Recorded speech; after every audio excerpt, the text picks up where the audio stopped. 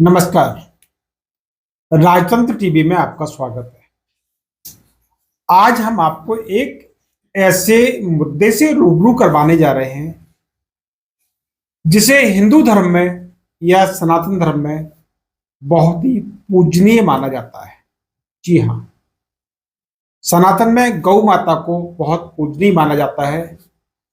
ऐसे ही बठिंडा में एक गौशाला है, हर रायपुर गौशाला,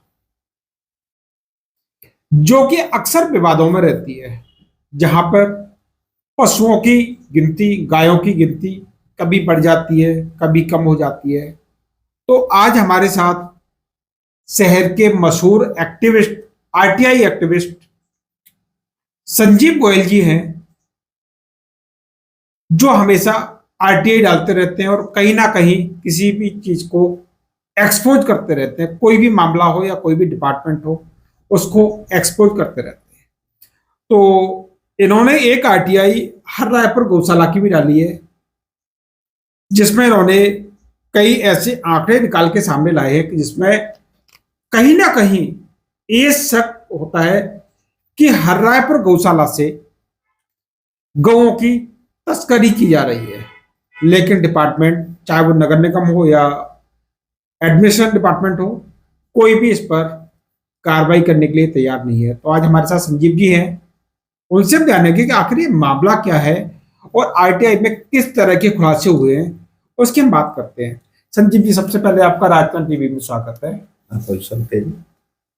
संजीव जी, क्या मामला है ये? आपने इस पे काफी कुछ पेन वगैरह चला रखे हैं, इस पर डीसी साहब दे कटारे सबके साइन वगैरह है। क्या मामला क्या है ये? ਮਾਮਲਾ ਇਹ ਬਠਿੰਡਾ ਸ਼ਹਿਰ ਦੇ ਕੁਝ ਦੂਰ 18-20 ਕਿਲੋਮੀਟਰ ਦੂਰ ਤੱਕ ਪਿੰਡ ਦੇ ਵਿੱਚ ਇੱਕ ਗਊਸ਼ਾਲਾ ਬਣੀ ਹੋਈ ਹੈ, ਜੋ ਕਿ ਇਕਲੌਤੀ ਬਠਿੰਡਾ ਸ਼ਹਿਰ ਦੀ ਸਰਕਾਰੀ ਗਊਸ਼ਾਲਾ ਹੈ। ਬਾਕੀ ਸਾਰੇ ਪ੍ਰਾਈਵੇਟ ਗਊਸ਼ਾਲਾਵਾਂ ਨੇ ਜੀ।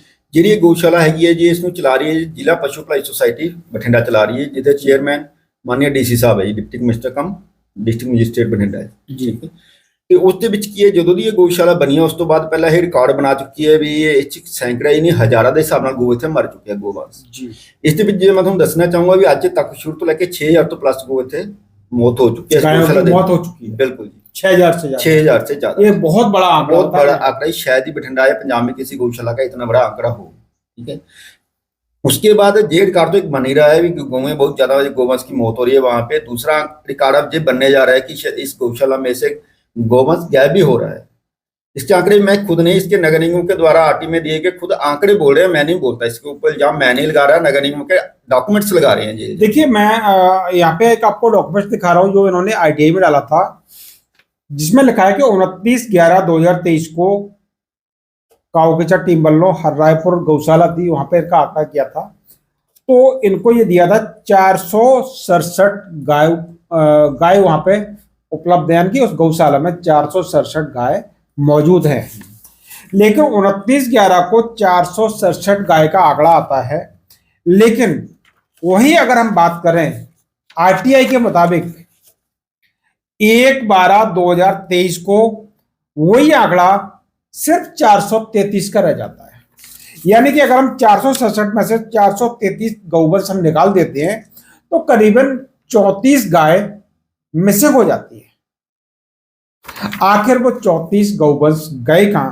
लेकिन अगर हम इन्हीं के आधार पर चलते हैं, इन्हीं के आंकड़ों की अगर हम बात करते हैं, तो सिर्फ 29/11/2023, 30/11/2023, उसके बाद में 1/12, यानी कि बीच में 1 या 2 दिन होते हैं।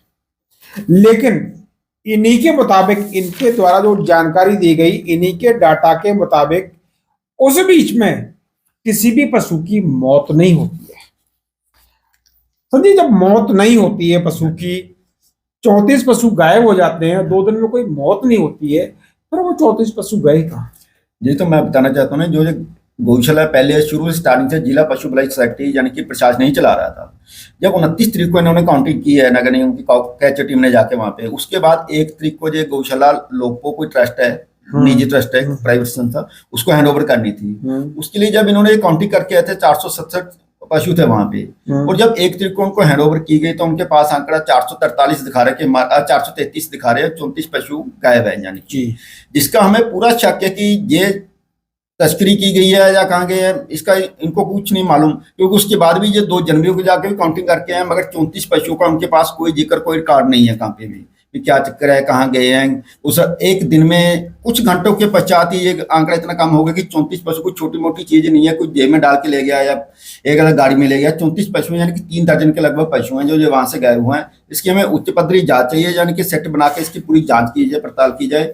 हम इसीलिए प्रशासन को मांग पत्र भी दे चुके हैं और लास्ट इसको इनको बानिंग बना हम कोर्ट के थ्रू इनके ऊपर एक्शन लेंगे। देखो, पहले भी ये गौशाला जो हमेशा विवादों में रहती है, पहले यहाँ पे एक डीसी होते थे शौकत अहमद परेशान, उस समय भी एक विवाद सामने आया था कि गौशाला में कोई भी व्यक्ति नहीं जाएगा। नहीं, ये विवाद हुआ था, बाद में उन्होंने सफाई दी कि वहां पे जो व्यक्ति सेवा करना चाहे वो जा सकता है। तो मैं इसमें बताना चाहता हूँ कि एक अपने डिप्टी कमिश्नर साहब थे जो पहले थे शायद ऐसी गौशाला के लिए एक ऑर्डर करके आई थी, कोई भी अगर वहां पे जाना चाहता है तो बिना पास के उस गौशाला के अंदर नहीं जा सकता। जबकि वहां पे पब्लिक, किसी भी गौशाला में पब्लिक का जाना कोई मना नहीं होता, चाहे वो प्राइवेट गौशाला है चाहे वो सरकारी गौशाला है, क्योंकि लोग इस सेवा भाव से जाते हैं, जब उनके हालात देखने जाते हैं, पता करने भी गोवंश को कोई तकलीफ तो नहीं है, कुछ अपनी श्रद्धा भाव से दान देने जाते हैं, कोई उसको मत्था टेकने जाता है, कोई जन्मदिन की खुशी मनाने जाता है गोवंश के साथ। मगर ये एक इकलौते थे डिप्टी कमिश्नर थे जिन्होंने कि वहां पे जाने के लिए एक फरमान जारी करते कि बिना पास के वहां पे जाना अलाउ नहीं होगा। तो देखो, इसमें सबसे बड़ी समस्या है कि गौवंश हमारे सब हिंदू धर्म के लिए, सनातन के लिए पूजनीय माना जाता है। लेकिन आपके जो आंकड़े हैं यहाँ पे दिए हुए हैं कि 29 को 0 यानी कि कोई डेथ नहीं हुई, 30 को भी कोई डेथ नहीं हुई। जब 29 और 30 तारीख को कोई डेथ नहीं होती है, पशुओं की, गौवंश की डेथ नहीं होती है, तो फिर सवाल यही उठता है कि वो 34 पशु ये हैं, वो गौवंश गए कहाँ। इसका सीधा सीधा मतलब निकलता कि प्रशासन उसमें सहयोग नहीं कर रहा है, प्रशासन गौशाला में हम लोगों को जाने नहीं देता है, प्रशासन को कई बार आरटीआई के जरिए पूछा जा चुका है या कई बार ज्ञापन भी दिया जा चुका है, लेकिन प्रशासन इस चीज पर कोई भी कार्रवाई करने को तैयार नहीं है। आखिर कौन है वो लोग जो गौशाला से लगातार गौवंश को गायब कर रहे हैं? आखिर सवाल ये उठता कि 34 गौवंश गए कहां? आपको किसी पर शक हो या किस तरीके से आप कह सकते हैं? शक तो मुझे प्रशासन पे भी है और वो ट्रस्ट पे भी हो सकता है, क्योंकि ऐसा है कि क्योंकि इस दोनों विचार जब प्रशासन के पास थी और प्राइवेट निजी संस्था के पास भी गई है गौशाला, उस विचकार में हुआ है, एक रात के अंदर ही ये सब कुछ हुआ है। ऐसे बोल सकते हैं प्रशासन ने क्या मिली भगत की हुई है या वो निजी संस्था ने किया है। प्रशासन ने तो एक काम बना रखा है कि शहर से पकड़ना है गोवंश को, गौशाला में छोड़ना है, वहां उसकी मौत हो, देखभाल हो ना हो, वहां से गायब हो, पर इनका मोटिव यह है कि बस बठिंडा शहर को खाली कर देना है। जो वहां पे उनकी जो पोजीशन है, कोई उनके लिए दवाई नहीं है, कोई उनके प्रॉपर डाइट नहीं मिल रही है। आपको बात इतनी बड़ी बात, लेकिन नगर निगम की बात की है तो नगर निगम हर साल करोड़ों रुपए का काउंसेस वसूलता है। जब करोड़ों रुपए का काउंसेस वसूला जा रहा है, उसके बावजूद भी अगर ये हालात है तो क्या कहें? ये हालात आज से नहीं है, शुरू से ही ऐसे हैं कि डाइट मनी तो जा रही है उनको पशु के लिए, पर उनके प्रॉपर देख रेख नहीं हो रही। दूसरे नंबर पे उस गौशाला की एक कमी ये भी है कि शहर से काफी दूर होने के बावजूद के कारण उसके कारण दानी लोग वहां पे नहीं पहुंच सकते, पशु को दान में नहीं कुछ खाने के लिए मिलता, और जो डाइट मनी मिलती है वो कम है, 30-35 रुपए के लगभग मिल रही है उनको पर पशु के हिसाब से, पर डे के हिसाब से।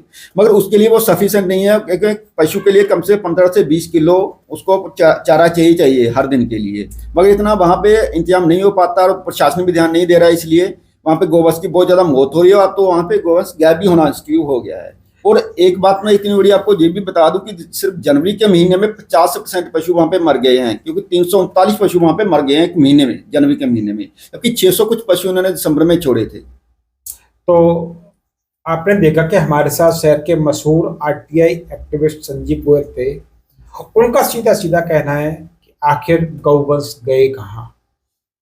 तस्करी की गई या बेचा गया? सवाल एक ही है कि गौवंश गए कहाँ। अब देखना यह होगा कि इनके द्वारा आवेदन भी दिए गए हैं, लोगों साथ में जाके उनको एडीसी मैडम को भी बोला है और भी अफसरों को ज्ञापन दिए गए, इससे पहले भी अफसर थे उनको भी दिए गए, लेकिन कहावत वही है कि ढाक के 3 पात, यानी कि काम कुछ करना नहीं है, सिर्फ आश्वासन देना है। अगर इन 34 पशुओं की ये जानकारी सामने आई है तो हो सकता है कि आने वाले टाइम में या पिछले समय में कई पशु वहां से गायब हुए हों। आखिर क्या बूचड़खाने में पशु भेजे जा रहे हैं या फिर इनकी खरीद फरोख्त की जा रही है? अब देखना होगा कि प्रशासन इस पर क्या कार्रवाई करता है।